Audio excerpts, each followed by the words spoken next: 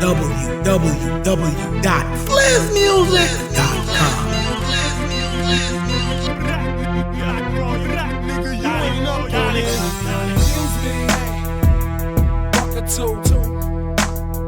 Having the words, getting on their nerves. Officially they heard. So we have Dante Martin in the building. I've known this cat for probably 30 years. That means I've known him since I was like. It was 30 years. Yeah, I've known him since we was youngins.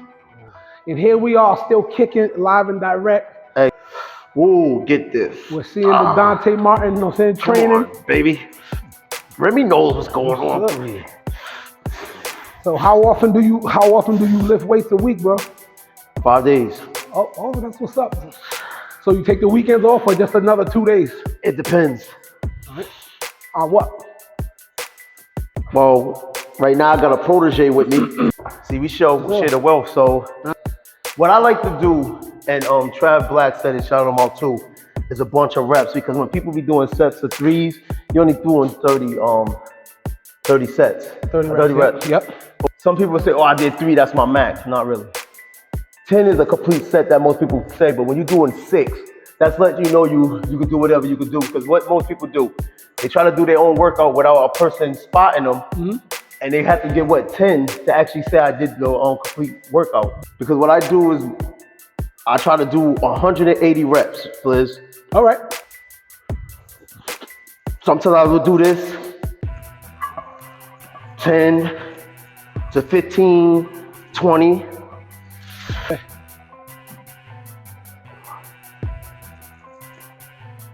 Nice. He's money. Oh, we should have recorded He's this. money. It is being recorded. Damn. Oh, yeah. It's being recorded right now. Get it up. I got it. Get it. We got you. Get one more. Yep. Push that shit. Hell yeah. Nice. Hell yeah. Like, there's a lot of dudes when I used to work out, when I was starting to come back, they was muscular and everything. They couldn't keep up with that. Yep. We used to do this 20 to 25 times. I call this endurance and repetition because, again, it builds up your muscle. Also, it builds up your endurance, your conditioning. Where it's like, okay, I got it, boom, taking it off, same motion, but you're doing a wider grip, a wider thing. Killing him.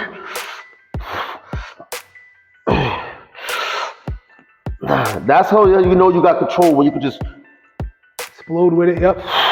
Control it down and explode up, yep.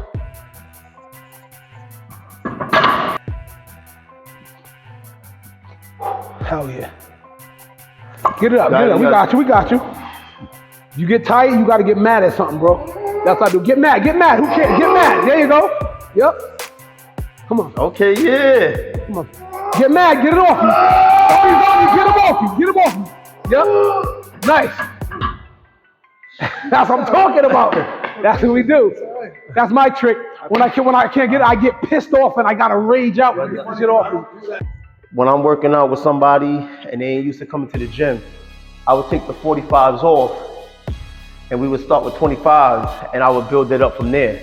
And then there's sometimes when I would say, okay, we're gonna do the 25s, take them off, put the 45s on, do it, then you take them back off and go back to the 25s just to get you used to the conditioning of it. Me and Fliz, what we used to do, we used to just rep out on the fly. That's where I got that from, man. Remember, get your breathing ready, get your focus ready. Fliz said get angry. I said just get in a place of, you know what, accomplishment. So you're like, You went 15 control. guys? Yo, what's your favorite workout, bro? Honestly, it used to be chest. I don't really know no more, cause like I like arms sometimes, tries. It's like, you know more. It's like what you're in the mood for for that day. You know when you go in, cause sometimes you feel good and you're like, I don't want to be here. Yep. Then there's certain days you like. So you phone in the workout. Yep. Get it up. Push. I ain't touching it. Push. Yeah, you can't. That's good. You good stuff. So what is your weakest, or what is your least favorite part to work out? Legs. All right. Everybody knows the core is where the power comes from. We work on them, but I really don't like them, because I'm gonna tell you why we don't like legs. Depending on your job, that plays a factor, because we're standing all day. That's true. You get a natural workout every day then. Right. Gotcha. I work out for health, to maintain healthiness. Yeah. I would be ripped if I didn't drink. That's my bad compared to drinking. So, Alcoholics Anonymous.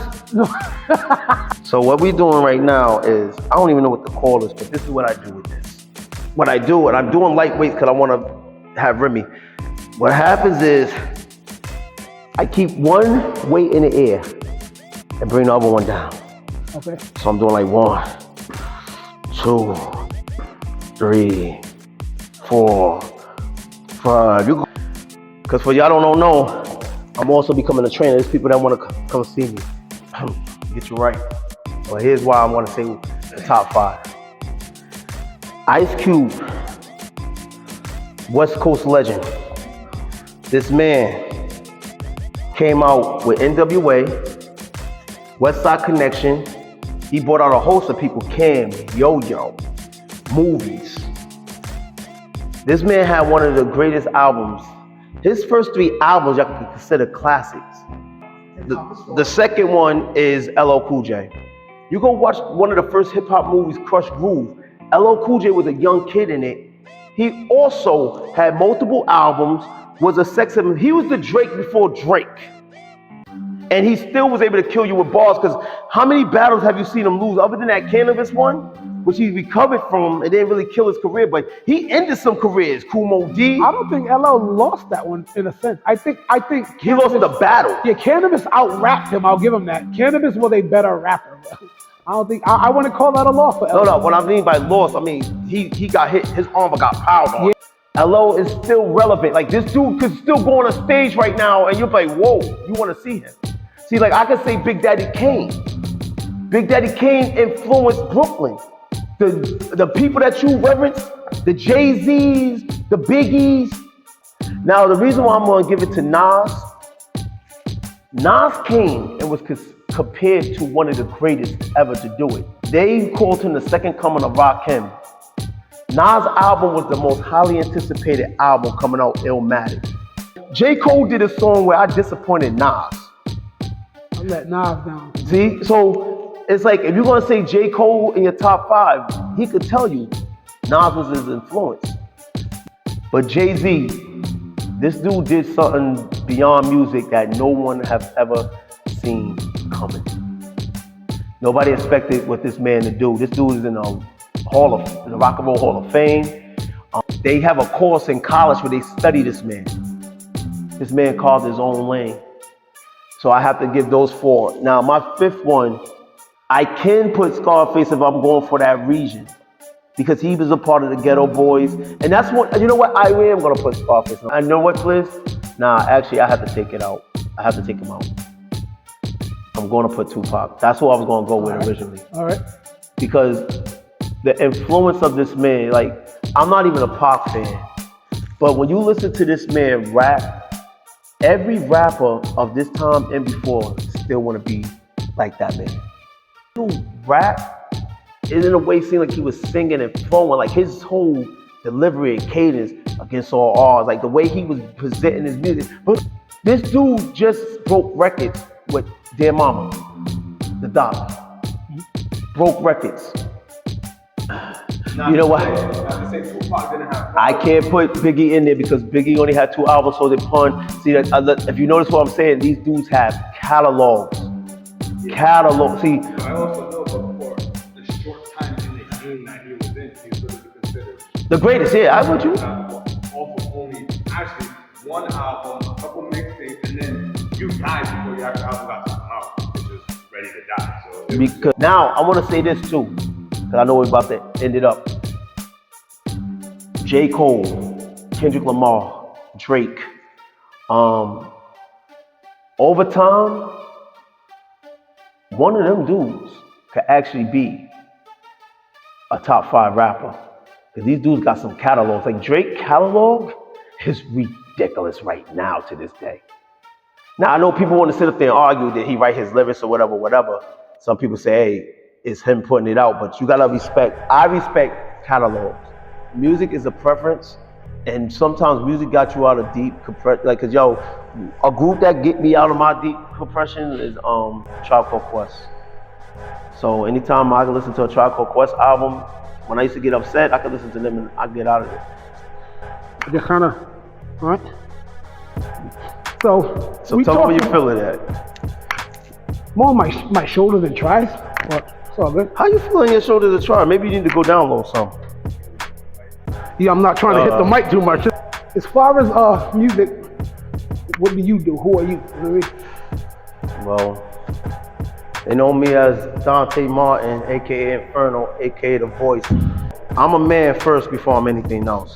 Before I'm a worker, teacher. Each name is like when I'm the voice.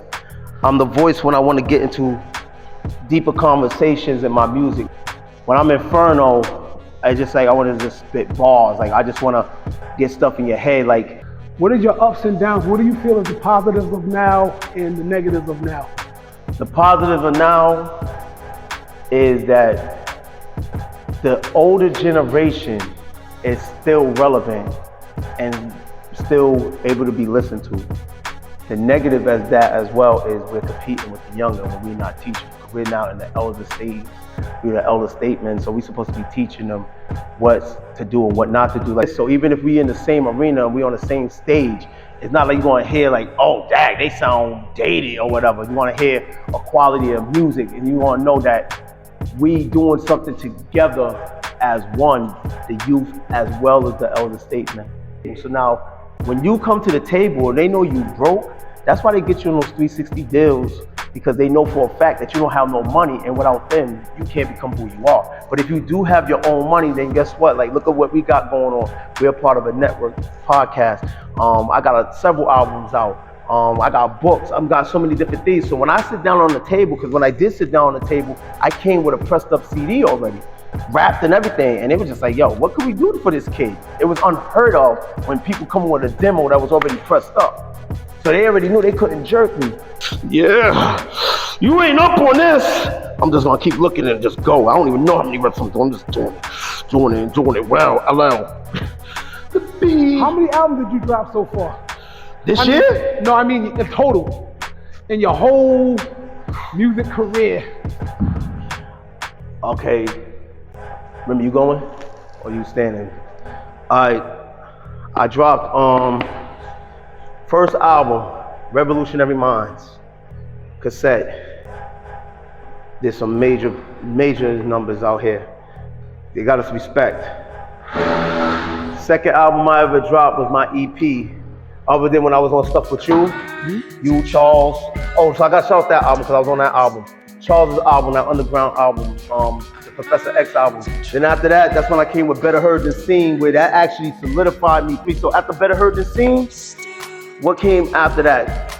I did this album with Charles Brown and Jay Profane called The Project. And after all the songs I did with you, you came back and got me outside.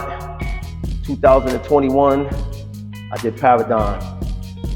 Took it by storm, yo, people. So the Paradigm album came out, and that took people by storm. Like, The Hope came out after that. Then I came out with Martyr. Martyr actually took over. We had a release party for that one. TJ saw us, and we came out with an album called Smooth Criminals. And shout out to Jay Smooth when he came out and said, yo, if you need some scratching or whatever, I could scratch on your next album. I was like, oh, could you do this for me? And look, he actually did the whole inserts of all the other movies on there. So I did that. Then that's when I did Industry Standards. I had to do Industry Standards. Industry Standards was based on me going in. So Industry Standards was just letting people know, number one, I could bark with the best of them.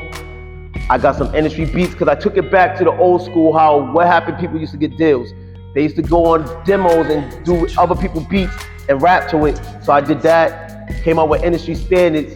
Then I met up with a producer who actually heard Broken On from Paradigm, was like, yo, can I get that song for the radio, put it on the radio. When I was listening to the radio, he had an instrumental on there. I grabbed the instrumental, got Soul Snatcher, and then another brother came and snatched me up for this album called Man in the Mirror, where he did the production, where we actually recorded it in a prestigious school in Rhode Island called New England Tech. We recorded the album, put it out, and people, the people crying. I could tell y'all stories about how many people called me crying based on hearing those albums. So that's my catalog right now, and I'm working on 2 more albums. Simplicity, Simple City, basically talk about Rhode Island, and then Secular. So that's my catalog up to date. Yes, sir. So in conclusion, where can everybody reach you, get your music at, or reach you at? Shoot, you know the name at gmail.com, KNOWTHENAME, know the name at gmail.com. Dante Martin on Facebook. You'll see something that has to do with Clash Brothers right now, or there's always something representing Rhode Island on a show I'm about to do. And at DVoice, THEVOICE, Voice 401 on Instagram. I got a TikTok and Twitter. Nigga, just reach me on them other things. I'll find a way to get on that. But other than that, I'm touchable, reachable. I'm never gonna forget where I came from. I was once somebody that people didn't look at as a great person, as a rapper, and now I'm somebody that everybody respects. And that's one of the things I want to leave y'all with. Is because people think you're not nice, or they may say you're whack, does not mean you have to end your career that way. You got anything you want to say, bro? Turn into the Beautiful swan. Like I said, man, I appreciate you guys for allowing me.